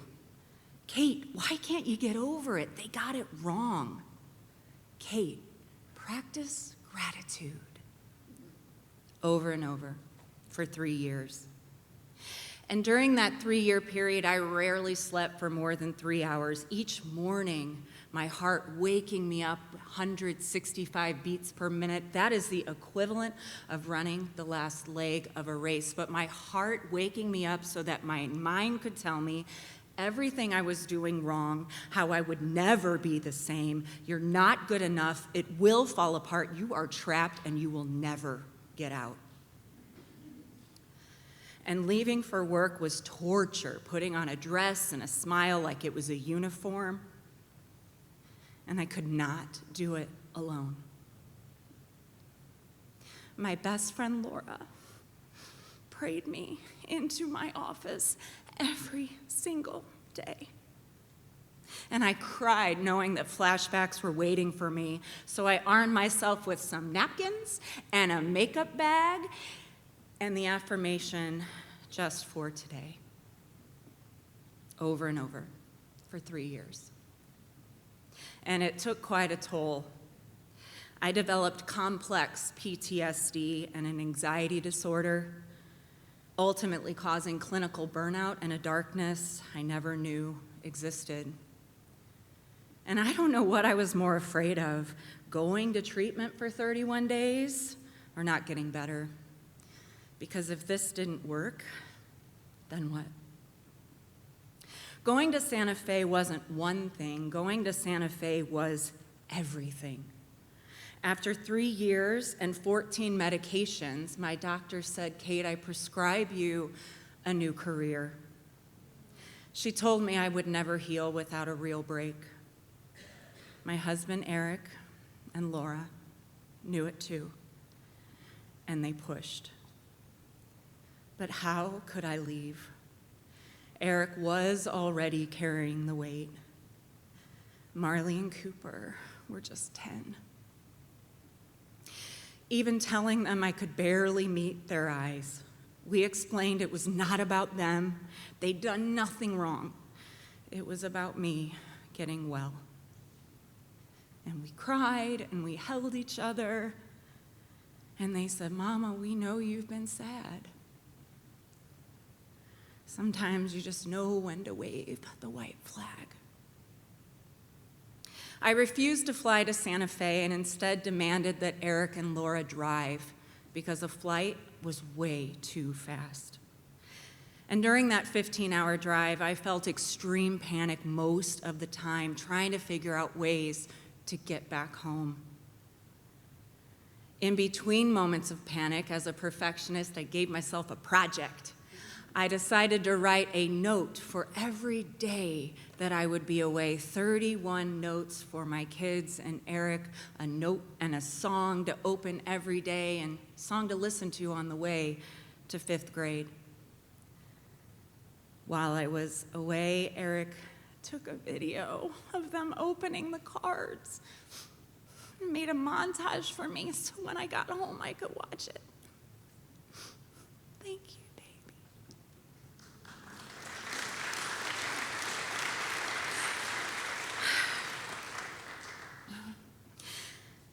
We got to the hotel, but nobody slept. And in the morning, I woke up with extreme panic, knowing that it was almost time.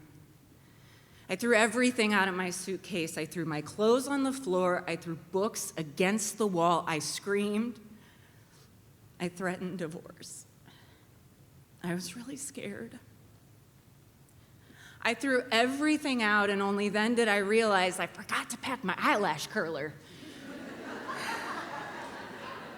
And I love my eyelash curler. So I threw another tantrum. This last-ditch effort would be enough to get me home. There's a CVS in Santa Fe. 31 days is a long time in treatment, knowing I would only be able to talk with my family for 15 minutes twice a week, knowing that I would completely surrender my life, no phone, no internet, no TV, and knowing it had to work. They got me there, Eric and Laura, and they left me there.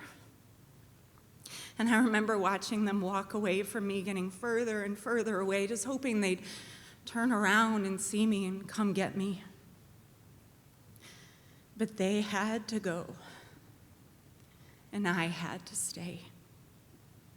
So I declared I would make 0 friends. I would never paint rocks.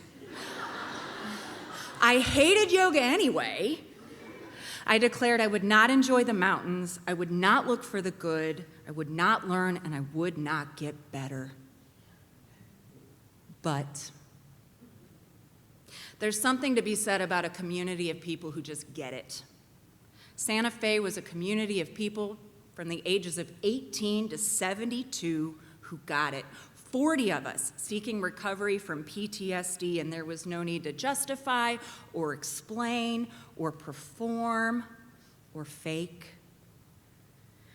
Because Santa Fe didn't come from a place of what's wrong with you or why are you like this. It came from a place of what happened to you. And it was hard.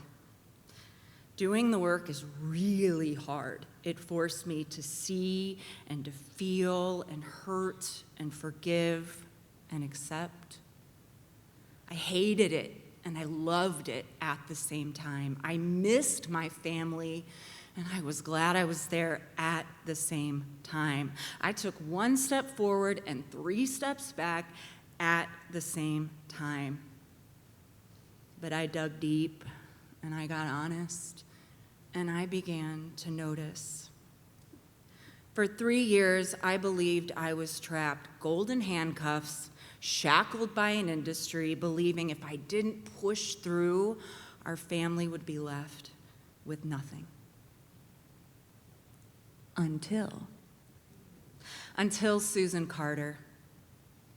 During one of our women's group meetings, Susan Carter introduced us to the nonprofit She Recovers, and I was in awe. And Susan told us there are She Recovers coaches who volunteer to facilitate online gatherings 365 days a year, twice a day.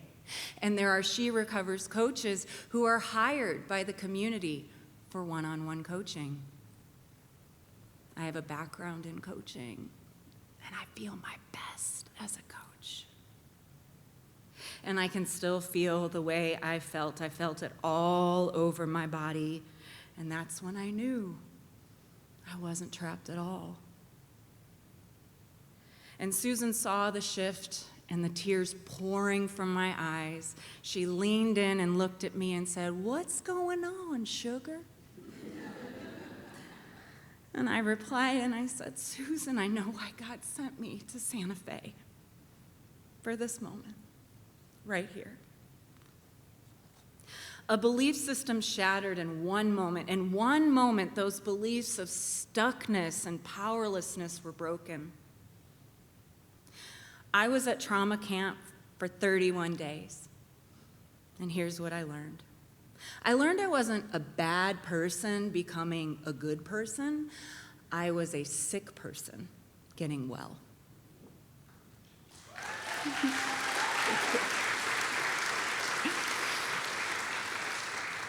I learned it is not my fault. I did not deserve it. I am powerful. I can be a victim without a victim mentality. The mountains heal, and I can share a lot of love with my family in 15 minutes. Oh yeah, I did make lifelong friends. I actually really like painting rocks. I still hate yoga. I am complete, and I am capable, and I am worthy. And today I am proud to say I am a corporate refugee. I will never allow anyone to define my worth in metrics. I am a professional coach supporting women in overwhelm and burnout. Eric and I have started our own company helping seniors to stay home through home care.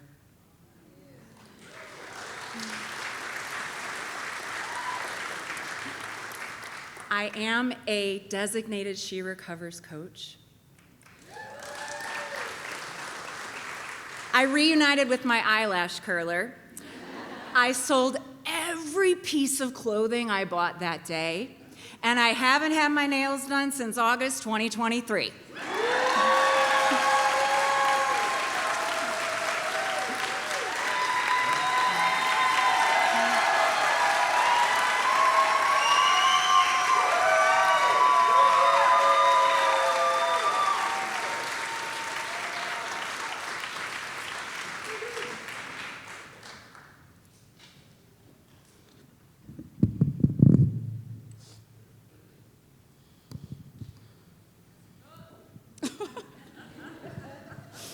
I was 32 years old, working in food service.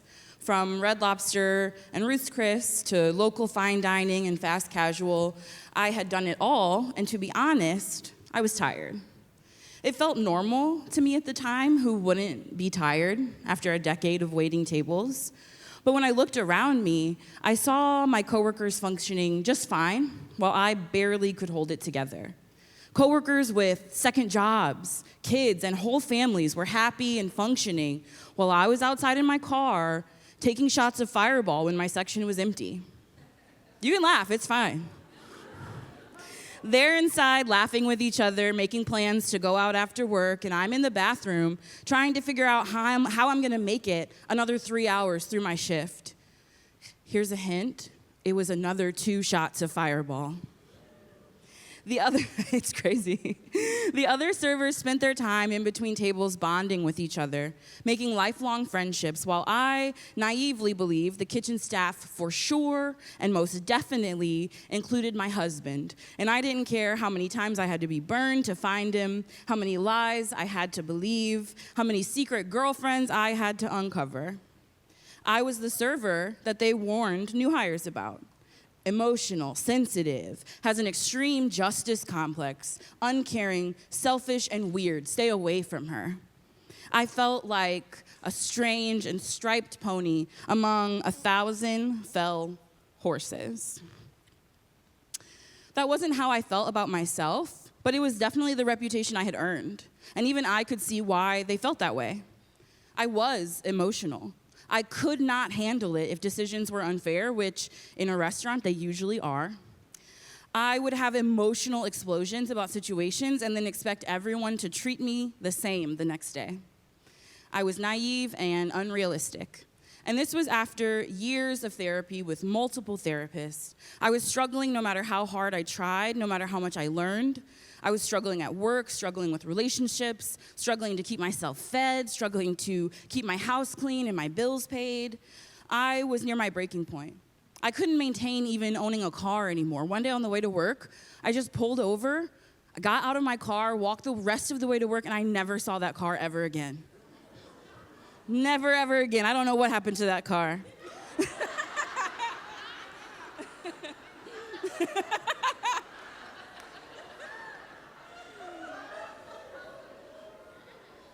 Another time, I was literally held up at gunpoint, and I just blinked and walked away. I was really checked out. A different time, a stranger was like threatening me, and they reached into their backpack like they were like gonna shoot me. And I said, go ahead, I'm barely living anyway. And they gave me that same kind of look and just walked away from me. I constantly felt like I was underwater, chained to a 100-pound weight. And I think my lack of life may have actually saved my life in those instances, but it wasn't sustainable. I was nearly gone, one way or another, and something had to change. And then one day, suddenly, really suddenly, it did. I received 2 emails, both from restaurants where I was miserably employed, stating that I was no longer miserably employed. Restaurants were being shut down by the city of St. Louis due to COVID-19. The world was stopping. People were getting sick and dying, and the best way that I could help was to stay at home. In fact, the government was willing to pay me just over $800 a week to isolate. And so that's what I did. I stayed home alone for 5 months, and it absolutely changed my life. For the first time in a decade, I actually had time, and more importantly, I had energy for myself. Energy for more than just trying desperately to meet my basic human needs. In fact, I had so much energy, I had to find something to do. I started collecting plants and making lovely watercolor paintings. I decorated my house. I started working out 5 times a week. I started cooking for myself. I quit drinking. Did I say that? I quit drinking, and I started... I had a big blow-up pool in my backyard, and every day in the summer, I was out there soaking daily with my dog Quake, playing by my side. I had built a routine that I loved, and I was actually okay for the first time in a long time. I was more than okay. I was thriving. Now imagine my surprise. I really want you to imagine this. When I realized that my peers were pissed off and miserable about the quarantine. They were pissed, they were lonely. They couldn't wait to get back out of the house, and I was genuinely blown away. I really was. I couldn't believe that everyone wasn't using this time to heal and recover, which made me question, what am I healing and recovering from? Whatever it was, I somehow knew I was not done yet. I needed more time. I wanted as much of this as I could get. As the world began opening back up, I realized I needed a lifestyle similar to COVID isolation. So I found a fully remote job that paid about the same as my unemployment, and I continued to heal whatever was burnt out inside of me. Once I had realized that something was wrong, the answers started finding their way to me, specifically, and please don't groan, in the form of TikTok videos. Yeah. Autism. Video after video, beginning with general awareness, TikTok slowly began changing my perception of what autism is, specifically in women, and specifically in Black women. I kept finding autistic creators on my For You page and really relating to what they were saying. One day, someone included a list from a book called Unmasking Autism, and it really struck me, so I ordered it. It arrived the next day, I finished it within 24 hours, and I had my answer. I was convinced. Each chapter, each page even, could be plotted out over my life. It was me, down to the smallest details that I just thought were a super cool and unique personality.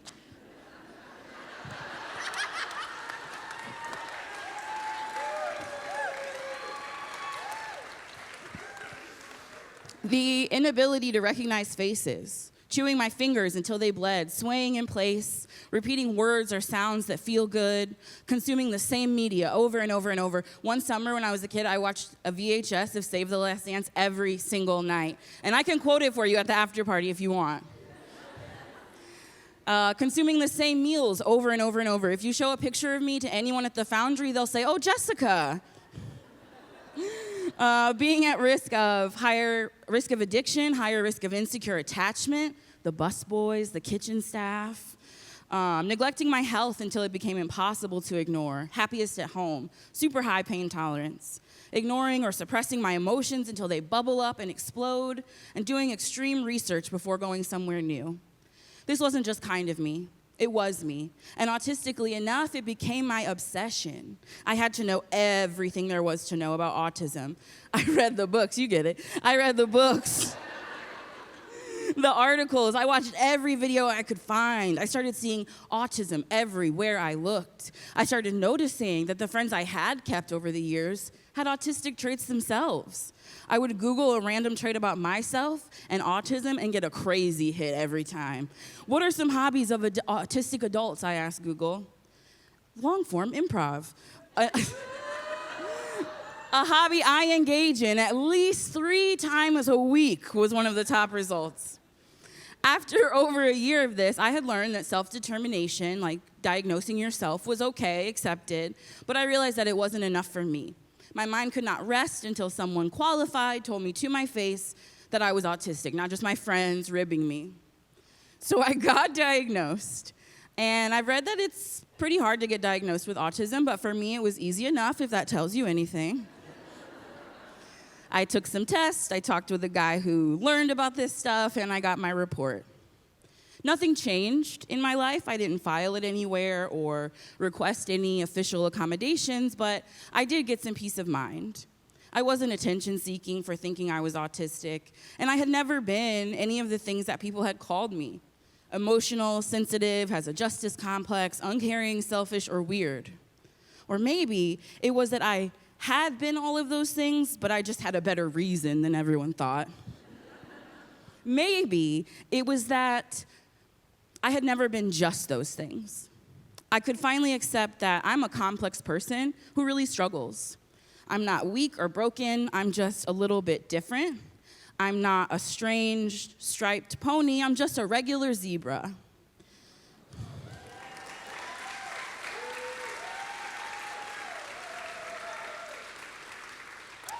That diagnosis was my life raft. I was able to give myself, finally, some damn grace.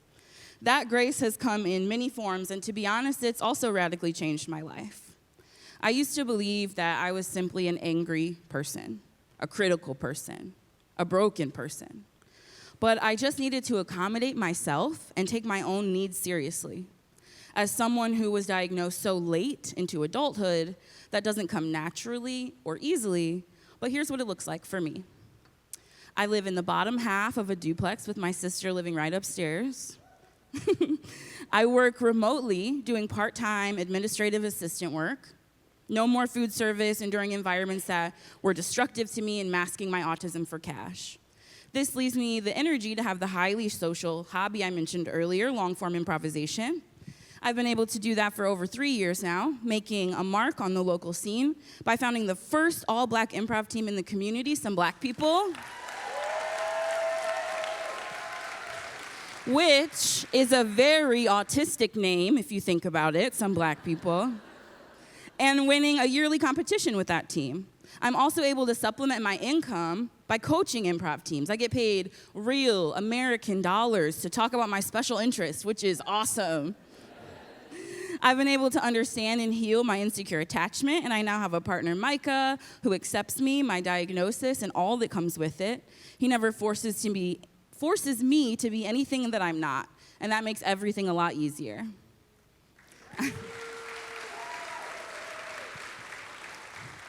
I have fidget toys and private space and noise-canceling headphones. I don't force myself to go places I know I won't enjoy anymore. I'm enjoying being here. I don't let people around me who haven't shown they have my absolute best interest at heart. Instead of fighting to be neurotypical and white-knuckling it, drinking myself to death, I ask for help when I need it.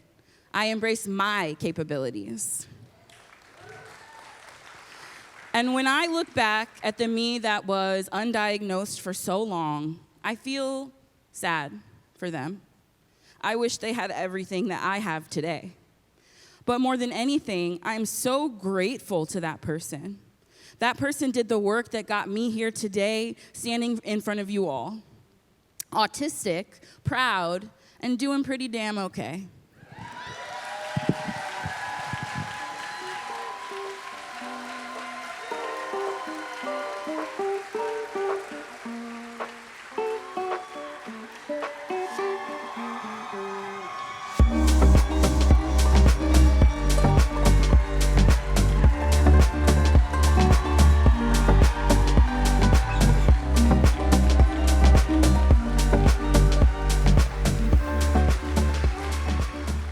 Surround yourself with relentless humans, people who plan in decades but live in moments. Train like savages but create like artists. Obsess in work, relax in life. People who know this is finite and choose to play infinite games. Find people scaling mountains and climb together. Thank you all for climbing with us. Please be safe going home. We're gonna have a toast and we'll see you in the Conacher room. Good night.